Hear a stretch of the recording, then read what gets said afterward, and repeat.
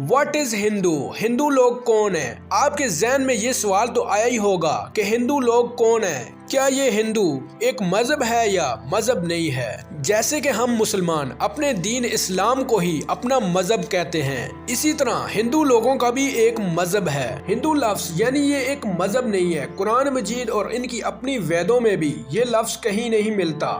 ان لوگوں کو ہمیشہ سے سناتن یعنی سناتنی کہا گیا۔ ہندی زبان میں ان کو سناتن دھرم اور عربی زبان میں دین القیم، اگر اس کا اردو میں ترجمہ کیا جائے تو یعنی ہمیشہ قائم رہنے والا دین، جس کا ذکر ہمیں قرآن پاک کی سورۃ الروم میں یوں ملتا ہے، یعنی یہ اسلام ہمیشہ باقی رہنے والا دین ہے۔ یعنی اکثر لوگ ایمان نہیں لاتے۔ ایسے کیسے ہو سکتا ہے کہ اس قوم کو اللہ کے عذاب سے ڈرانے کے لیے کوئی نبی نہ بھیجا ہو؟ اللہ پاک نے ہر دور میں نبی بھیجا، یعنی انہی کی زبان میں سمجھانے والا اور ان کو اللہ سے ڈرانے والا نبی بھیجا۔ تاریخ اور ادیان کی معتبر کتب سے مضبوط دلائلوں سے یہ ثابت ہے، وید جس شخص پہ اتاری گئی وہ کوئی اور نہیں بلکہ ہمارے پہلے رسول حضرت نوح علیہ السلام ہیں۔ وید خود بھی اس بات کی تائید کرتے ہیں کہ حضرت نوح علیہ السلام کو وید میں مہا نوح کہا گیا ہے۔ حضرت نوح علیہ السلام کو سیلاب عظیم والا منو کہا گیا، اور متسیہ قرآن میں یہ درج ہے کہ منو کے دور قیامت میں جب ساری زمین ایک سیلاب میں غرق ہو جائے گی اور پھر تمہارے ذریعے ہی مخلوق کی دوبارہ ابتدا ہوگی، تب میں ویدوں کو نافذ کروں گا۔ سورۃ النوح میں قوم نوح کی جن دیوی دیوتاؤں کا ذکر ملتا ہے، ان کی پوجا ہندوستان میں رہنے والے ہندو ہی کیا کرتے تھے۔ سناتن دھرم کی کتابوں میں حضرت نوح علیہ السلام کی کشتی سے لے کر سیلاب تک کا واقعہ بڑی تفصیل سے موجود ہے۔ حضرت نوح علیہ السلام کی قوم بنو راسب کو قرآن مجید میں سابی قوم کہا گیا ہے۔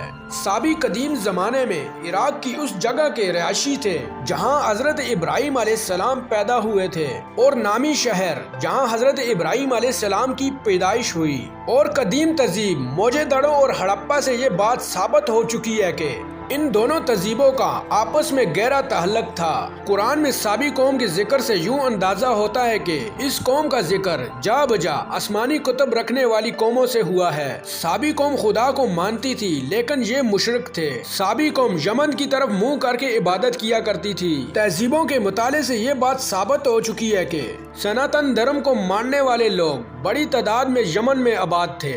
وہاں پر آج بھی شیام اور ہند کے ناموں سے قلعے موجود ہیں۔ سابی لوگ فرشتوں کی پرستش کیا کرتے تھے۔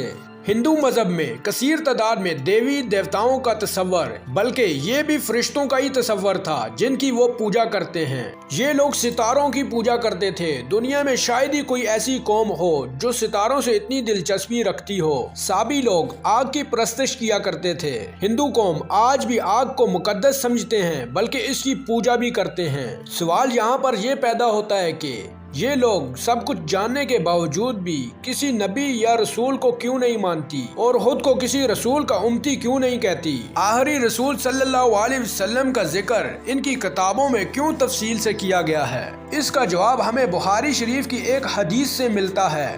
حضرت ابو سعید سے روایت ہے کہ حضور اکرم صلی اللہ علیہ وسلم نے فرمایا، قیامت کے دن نوح علیہ السلام کو لایا جائے گا اور ان سے پوچھا جائے گا کہ کیا آپ نے اپنی امت کو اللہ کا حکم پہنچایا تھا؟